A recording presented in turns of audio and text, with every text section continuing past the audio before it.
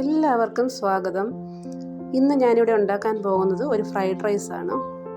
എല്ലാവർക്കും ഇഷ്ടമായിരിക്കുമല്ലോ fried rice. എന്നാൽ നമുക്ക് വീഡിയോയിലേക്ക് പോയാലോ.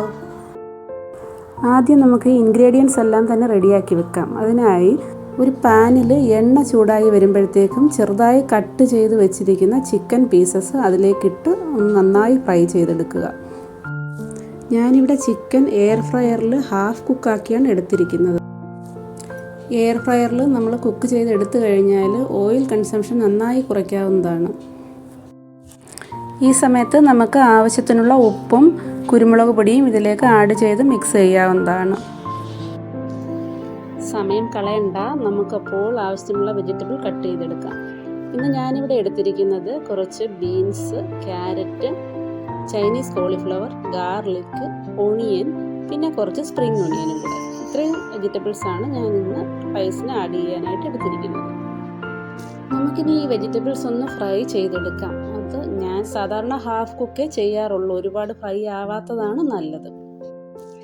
അതിനൊരു പാനിലേക്ക് കുറച്ച് ഓയിൽ എടുക്കുക. ഓയിലിന് പകരം ഗീ എടുക്കുന്നതാണ് നല്ലത്.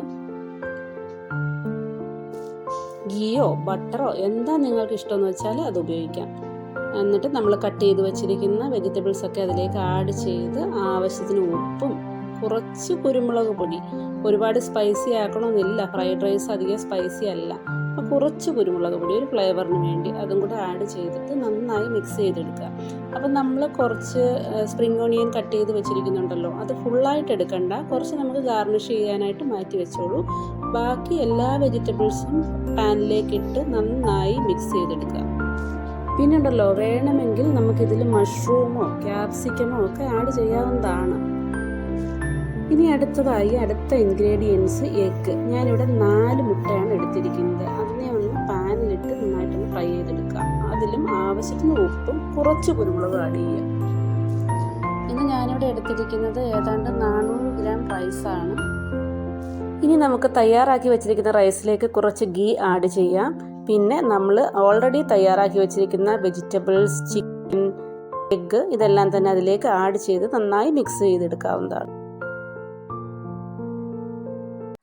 നമ്മൾ വെജിറ്റബിൾ തയ്യാറാക്കിയപ്പോൾ തന്നെ അതിൻ്റെ കൂടെ കുറച്ച് സോയാ സോസും ടൊമാറ്റോ സോസും ആഡ് ചെയ്തിരുന്നു.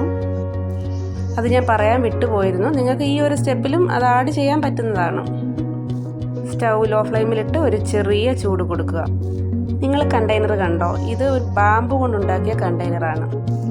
നമ്മുടെ ഫ്രൈഡ് റൈസ് ഒക്കെ റെഡിയായി കഴിഞ്ഞു. അതിനെ നമുക്ക് ഈ പാത്രത്തിലേക്ക് മാറ്റാവുന്നതാണ്. വളരെ കുറച്ച് സമയം കൊണ്ട് ഈസിയായി നിങ്ങൾക്കിത് ഉണ്ടാക്കാവുന്നതാണ്. എല്ലാവരും ഒന്ന് ചെയ്ത് നോക്കൂ. ഇനി സ്പ്രിംഗ് ഓണിയനൊക്കെ വെച്ച് നമുക്കൊന്ന് ഗാർണിഷ് ചെയ്തെടുക്കാം. സബ്സ്ക്രൈബ് ആൻഡ് ലൈക്ക് ചെയ്യാൻ മറക്കല്ലേ. Thank you.